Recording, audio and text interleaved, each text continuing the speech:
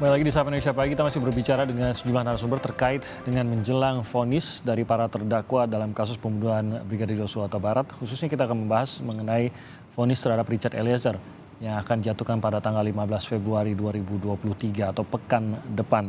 Kita masih bersama Prof. Hipnu, ada Bang Edwin dari LPSK dan juga Bang Roni Talapesi, kuasa hukum dari Richard Eliezer. Ada pertanyaan mengenai atau pernyataan lah mengenai bahwa seharusnya Richard Eliezer sebagai penguak fakta dan orang yang akhirnya membuka tabir dari seluruh kasus ini. Kalau tidak ada Richard Eliezer, maka kita tidak akan pernah tahu, akan menjadi dark number, itu yang dikatakan, akan tertutup selamanya fakta-fakta yang sebenarnya terjadi dalam pembunuhan Brigadir Yosua. Sehingga hukuman bahkan dari tuntutan yang diterima oleh Richard Eliezer ini seharusnya lebih ringan daripada terdakwa lainnya. Nah, kita sudah sampai ke tahap menjelang vonis gitu. Dan tampaknya tuntutannya tetap tentu saja masih di atas terdakwa lain, hanya di bawah Ferdy Sambo saja. Vonisnya kalaupun mengikuti tuntutan berarti masih di atas terdakwa lain, hanya di bawah Ferdy Sambo. Yang saya ingin tanya mungkin Bang Edwin dan juga Prof. Hipnu, adakah untungnya sekarang dalam posisi ini menghukum berat seorang Richard Eliezer? Bang Edwin. Ya tentu nggak ada untungnya, tidak ada untungnya buat penegakan hukum kita, karena citra penegakan hukum kita akan semakin berosot. Ya kita bisa sama-sama saksikan banyak tragedi di tahun 2002 terkait dengan penegakan hukum. Ya. Dan juga ada kita saksikan bersama beberapa penegak hukum malah kena dijadikan tersangka, ya, baik di kejaksaan, di kepolisian maupun di pengadilan. Ya tentu ini bisa menjadi satu momentum buat penegak hukum untuk menunjukkan kesungguhan memperbaiki dirinya. Gitu. Jadi bahwa apa yang tadi disampaikan Bang Timothy sangat tepat. Kalau tidak ada kejujuran dari Richard, maka kita tidak akan menyaksikan pada hari ini Ferdy Sambo sebagai pelaku utama di dalam persidangan. Ya. Termasuk juga kita tidak akan menyaksikan adanya obstruction of justice. Jadi dua hal itu kan terjadi karena ada kejujuran yang disampaikan oleh Richard. Sekarang kalau kita balik situasinya, seandainya Richard mau pasang badan, tentu saya yakin apapun permintaan Richard, istilah kata sekalipun Richard minta gunung itu akan dipenuhi. Gitu. Gitu. Itu artinya kejujuran ini sudah melampaui kepentingan pribadi Richard untuk soal-soal yang bersifat materi. Yeah.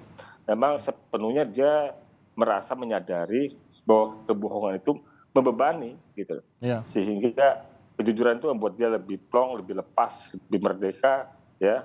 Dan itu yang harusnya memang kita hargai karena kita sama-sama punya nilai yang sama di semua negara juga, bahwa jujur itu suatu hal yang baik. Kalau jujur itu tidak kemudian diberikan apresiasi, tentu akan membuat risau semua orang jujur yang sempat misalnya terjebak dalam lumpur, ya, masuk dalam perbuatan pidana, yang kemudian dia punya keinsapan atau perlobatan untuk membongkar perkara itu tetapi tidak mendapatkan penghargaan. Ya. Demikian Bang Timothy. Bang Edwin.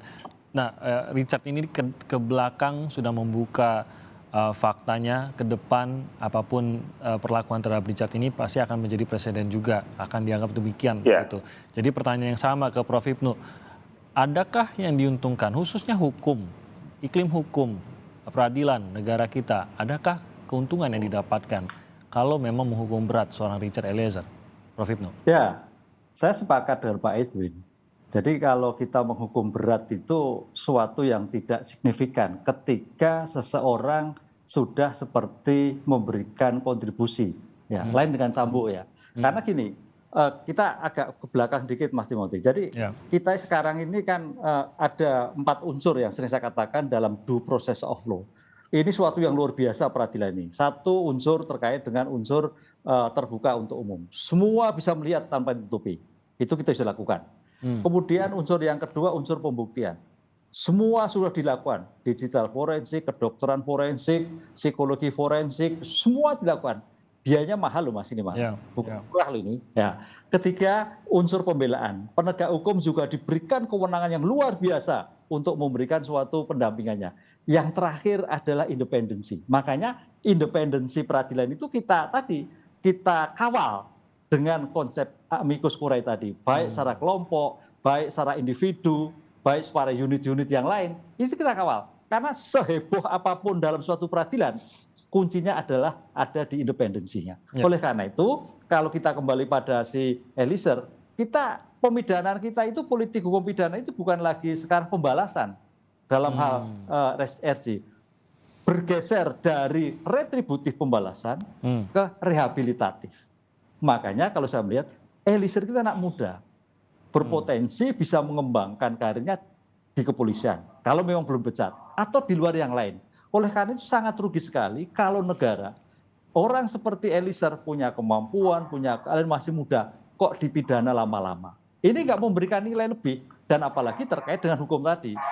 Oleh karena itu hal-hal yang seperti ini harus dipertimbangkan oleh pengadilan untuk bisa menjadikan bahwa jangan sampai menambah over capacity. LP itu sudah penuh sesak Mas dengan orang-orang seperti ini. Pertimbangan-pertimbangan itulah yang terkait dengan pemilahan masing-masing terdakwa itu mana yang memang hukum berat, ya, mana yang tidak. Itu saya kira harus suatu yang jeli sekali demi masa depan anak bangsa. Jadi, gitu, Mas.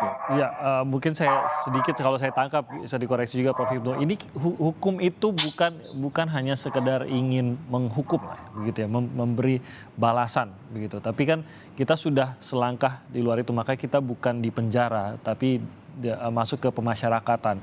Iya. Yang jadi tujuan mungkin Prof. Hipnu lebih ahlinya, tapi yang saya tangkap adalah yang menjadi tujuan adalah memperbaiki seseorang agar bisa masuk ke masyarakat kembali begitu. Ada yang dihukum belasan tahun, 20 tahun tidak pernah mengakui dan tidak memperbaiki sikapnya juga.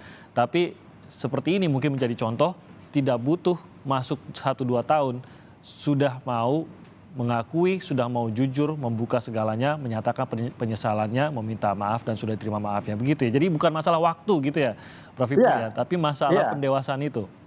Iya, kedewasaan itu. Makanya di sini dalam suatu konsep peradilan Mas Timothy itu hakim bisa memprediksi apakah dalam waktu 2 tahun itu bisa kembali dengan baik.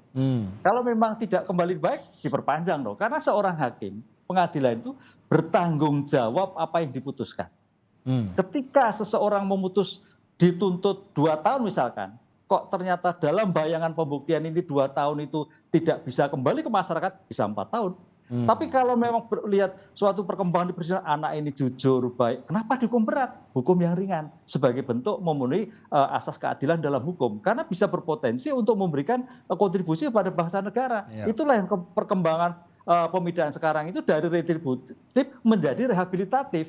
Ketika seseorang bisa kembali ke masyarakat, itu berarti tujuan pemidanaan bagus. Gitu. Oke, mungkin Bang Roni yang paling memahami. Apakah Richard Eliezer sudah sampai di tahap tersebut? Sudah bisa memang masuknya ke rehabilitatif, bukan lagi penghukuman tersebut? Ya, kalau konsep berpikirnya seperti Prof. Hipnu, jaksa penuntut umum mungkin tidak akan seramai ini ya, mengusik rasa keadilan dari masyarakat ya. Tetapi sekali lagi tampaknya jaksa ini belum memahami ya. Terus berulang kali kalau kita dengar ya bahwa Bapak Jaksa Agung itu sampaikan menggunakan hati nurani, melihat rasa keadilan yang ada di masyarakat. Tetapi dalam prakteknya dalam kasus Eliezer ini yang menimbulkan kekecewaan ya. Tetapi ya sudah, sekarang kita proses sudah berjalan, kami tim penasihat hukum sudah melakukan pembelaan maksimal, kita sudah menghadirkan ahli, sudah menjelaskan posisi Richard Eliezer, dan ahli-ahli yang didatangkan ini bukan ahli yang sembarangan ya. Kalau kita lihat ada Prof. Frans Magnis Suseno, kemudian ada Lisa, ada Mas Reza Indragiri, ini menjelaskan posisi dari terdakwa Richard Eliezer. Sehingga fakta-fakta persidangan sudah terungkap, kemudian kita melihat bahwa ada potensi untuk Richard lepas. Bahwa di dalam KUHP itu mengatur juga tentang penghapusan pidana. Itu sudah kita sampaikan Bang Timothy di dalam pledoi kita. Dan fakta-fakta persidangan juga pun ikut mendukung Bang Timothy. Bukan tidak ada alasan kita mengajukan namanya penghapusan pidana. Fakta persidangan ini yang berbicara. Jadi sudah terungkap dan selanjutnya adalah kita serahkan semuanya kepada majelis hakim. Karena ini memang yang sudah seperti ini prosesnya kan. Bahwa majelis hakim adalah gerbang terakhir penjaga keadilan di muka bumi ini. Kalau di dalam pledoi saya tulis seperti itu ya, bahwa kita harus berharap kepada majelis hakim bahwa bagaimana majelis hakim memutus suatu perkara Richard Eliezer, karena ini apa? Ini menyangkut dari masa depan Richard Eliezer. Di mana keluarga korban tidak keberatan, di mana publik ikut mendukung, di mana juga pun banyak akademisi yang berbicara, guru besar, di mana juga pun kalau kita lihat Menteri Menko Polhukam juga pun di dalam Twitternya juga pun menyampaikan di dalam sosial medianya. Jadi saya pikir majelis hakim tidak akan sulit untuk memutus karena begitu banyak dukungan dari publik. Tapi kalau seandainya Richard Eliezer ini divonis lebih tinggi dari terdakwa lainnya, berarti ini akan menjadi tanda tanya besar penegakan hukum kita di Indonesia dianggap gagal. Seperti itu. Anda setuju Bang Edwin? Ya tentu kita tetap harus optimis ya, berharap bahwa hakim itu kan juga sama seperti kita, dia hidup bersama keluarga dan masyarakatnya. Jadi hakim juga salah satu penonton Kompas TV kan. Nah, harapannya begitu. Iya, artinya mereka juga yang biasa berselancar di sosial media segala macam bisa menangkap ya, bisa menyerap apa yang menjadi kehendak publik, kehendak masyarakat itu seperti apa. Tentu itu kan tadi di awal kita sudah sampaikan bahwa undang-undang sudah memberikan kewajiban untuk menyerap rasa keadilan publik itu menjadi bahan pertimbangan dari majelis hakim dalam memvonis. Saya kira kita berprasangka baik kepada hakim, ya hakim juga punya anak istri yang juga sama seperti mereka yang hadir di pengadilan. Yang dalam interaksi kita Bang Timothy di rumah atau dimanapun pembicaraan ini kan nggak pernah lepas ya. Sampai bosen, sampai bosen. Jadi saya rasa ya kita tidak berhadapan dengan alien. Betul. Kita berhadapan dengan orang-orang yang hidup bersama kita dan kita percayakan majelis hakim menggunakan kewenangannya untuk menentukan hitam putih seseorang dengan segala kebijaksanaannya, merujuk fakta-fakta, teori, dan juga undang-undang yang berlaku untuk mewujudkan rasa keadilan buat masyarakat, termasuk juga kepastian hukum. Demikian Bang Timothy. Terima kasih Bang Edwin. Prof. Hipnu, saya ke pertanyaan tadi lagi sebenarnya. Kembali lagi memunculkan pertanyaan, kalau begitu apa untungnya menghukum berat Richard Eliezer? Sederhananya adalah Sambo pun gak ada untungnya kalau Eliezer dihukum berat begitu. Karena Sambo sendiri tuntutannya sudah lebih tinggi daripada Richard Eliezer. Masyarakat sudah didengar bagaimana opininya, para akademisi termasuk Prof. Hipnu juga sudah mengajukan amicus curiae, dan ini harus digali oleh hakim juga melihat pandangan dari para akademisi dan pihak-pihak luar juga, tadi ada Elsam, ICGR dan lain-lain, semua sudah menyuarakan pendapat mereka. Kalau sampai berat, maka ada sesuatu yang aneh, tadi kata Bang Roni. Apakah kalau latar belakangnya begitu, siapa yang untung juga gitu? Kok berat, orang nggak ada untungnya juga. Bahkan bagi penegakan hukum di Indonesia, ini yang diperdebatkan oleh para ahli, nggak ada untungnya juga bagi penegakan hukum di Indonesia. Justru penegakan hukum di Indonesia membutuhkan justice collaborator. Kenapa begitu muncul dengan sorotan yang begitu besar, malah diberi tuntutan yang berat atau bahkan vonis? Kita nggak tahu, vonis kita belum mendengar. Bisa jadi vonis yang berat juga, Prof. Hipnu. Ya, jadi gini Mas Timothy, suatu pemidanaan itu sebetulnya tidak hanya bermakna pada si pelaku, tetapi adalah pada aspek deteren terhadap pelaku-pelaku yang lain. Deteren yang apa? Misalkan sekarang dengan kasus Eliezer ini, dengan potensi yang ada pada dia, kemudian masyarakat juga memberikan suatu dukungan, ini akan membangkitkan yang sekarang perkara-perkara tadi katakan dark narbo, suatu saat muncul, itu ada keberanian. Itu yang pesan spirit yang saya tangkap dalam seperti ini. Jadi pengadilan harus juga berpikir bahwa dengan kasus ini akan memberikan celah kepada siapapun, apalagi kasus-kasus berat, apalagi kalau kasus korupsi, itu Mas Timothy. Itu kan sekarang kan turun, kan gitu. IPK-nya kan anjlok kan itu. Lah, ini dimungkinkan juga karena tidak ada keberanian untuk menyampaikan seperti itu. Berani, tapi penegak hukum tidak seperti yang kita bayangkan terhadap pemidanaan. Ini Mas, jadi problematiknya seperti itu. Oleh karena itu, saya kira dalam hal seperti ini tidak ada untungnya. Untungnya kalau memberikan suatu hukuman ringan akan memberikan efek deterrent kepada siapapun anak bangsa yang ketika ada suatu tindak pidana, yang ketika ada suatu mengetahui suatu kasus berani menyampaikan karena ada jaminan pemerintah, anak jaminan negara. Disinilah makanya saya katakan majelis peradilan itu, hakim itu sebagai penjaga peradaban. Kalau sampai ini akan menjadikan suatu putusannya bengkok, wah peradaban menjadi ke depan menjadi bengkok. Bengkoknya apa? Penegakan hukum semakin terseok-seok karena tidak mendapatkan dukungan masyarakat. Penegakan hukum itu bisa akses karena dukungan masyarakat.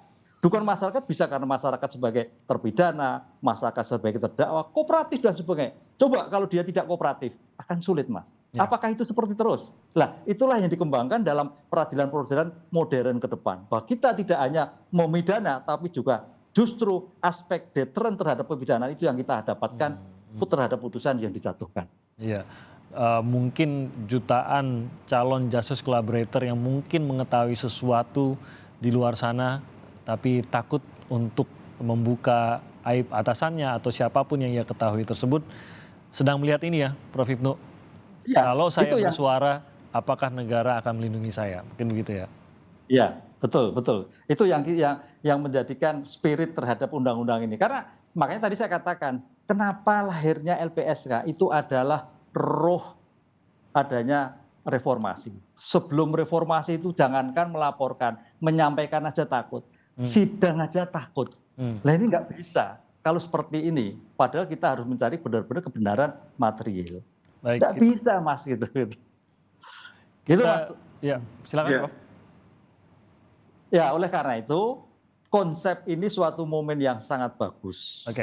Bagus sebagai penegak hukum, termasuk masyarakat, termasuk politik hukum pemidanaan ke depan. Kalau ingin bahwa peradilan itu menjadi lebih baik. Begitu. Waktunya sayang sekali sudah habis perbincangan yang menarik dan saya berterima kasih atas waktunya Prof. Hipnu, Bang Edwin dan juga Bang Roni. Terima kasih banyak. Bang Roni, kita akan ikuti bagaimana jalannya persidangan vonis. Terima kasih Bang Roni, Pak Edwin. Pekan depan. Terima kasih Bang Timothy. Terima kasih Bang Edwin, Prof. Hipnu dan juga Bang Roni. Salam sehat. Selamat pagi untuk Anda semua.